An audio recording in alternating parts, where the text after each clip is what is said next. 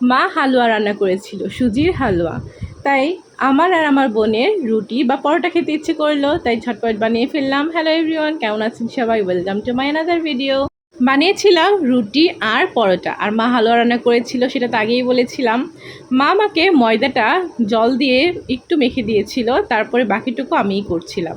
গরম জলে বেশি গরম জলে আমি আবার হাত করতে পারি না, আমার হাত জ্বালা পোড়া করে, এর জন্য মা করে দিয়েছিল। আর এই যে বাকিটুকু আমি করে নিচ্ছি, মা আমাকে দেখিয়ে দিচ্ছিল, আমি সে অনুযায়ী করছিলাম। আর এইটাকে তোমরা কী বলো অবশ্যই কমেন্টে জানিও। আর আমরা বেলুন পিড়ি বলে থাকি। এই যে বেলুন আর চাকতির মধ্যে আমি রুটিটা ভালোভাবে গোল করে নিচ্ছিলাম, মানে যে কয়টা করব সে কয়টা গোল গোল করে নিচ্ছিলাম। আর সেগুলো কিন্তু ভালোভাবে গোল করতে হবে। এগুলো যত সফট করে গোল করা হবে, মানে মাখা হবে, ততটাই কিন্তু রুটি সফট হবে। আমার থেকে আমার মা অবশ্য বেশি ভালো পারে, আমার সব রুটি গোল হয় না। মার আবার এত সুন্দর গোল রুটি হয়, আমি শুধু মাকে বলি, মা তুমি এমন সুন্দর গোল কীভাবে করো।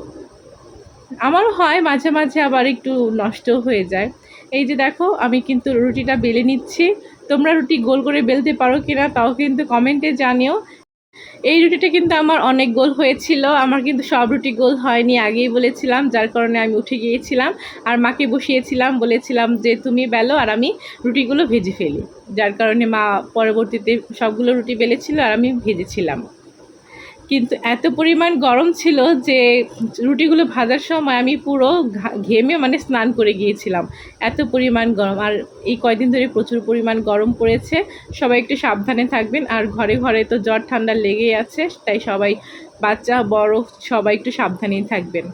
এই যে দেখো, এটা কিন্তু আমার হাতের রুটি গোল হয়েছে, তাই না? আমি রুটিগুলো ফোলানোর চেষ্টা করছিলাম, কিন্তু আমার মনে হয় ব্যাড লাক, কারণ রুটিগুলো বেশি ফোলেনি। আর ফুললেও একদম অল্প অল্প করে ফুলেছে। আমার মনে হচ্ছিল এই বুঝি ফুলছে, কিন্তু আস্তে আস্তে অল্প অল্প ফুলেই কিন্তু আবার হয়ে যাচ্ছিল, সম্পূর্ণ ফুলছিল না, যার কারণে আমার মনটা একটু খারাপ ছিল।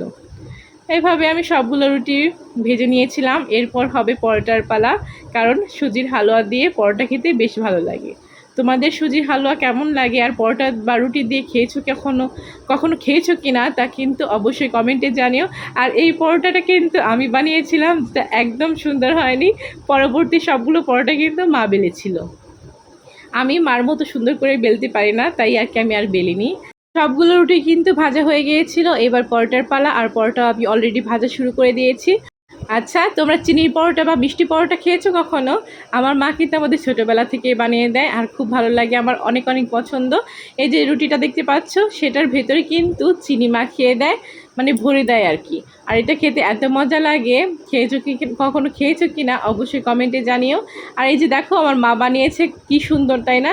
আর আমি বানিয়েছিলাম, কি দেখতে হয়েছিল। পরোটা আর রুটি বানানো তো শেষ, এখন শুধু খাবার পালা। রুটি, পরোটা আর সাথে সুজির হালুয়া, একদম বেস্ট কম্বিনেশন। আমার তো ভীষণ পছন্দ। তোমাদের কেমন লাগে কমেন্টে জানিও, আর ভিডিওটা অবশ্যই লাইক কমেন্ট করো।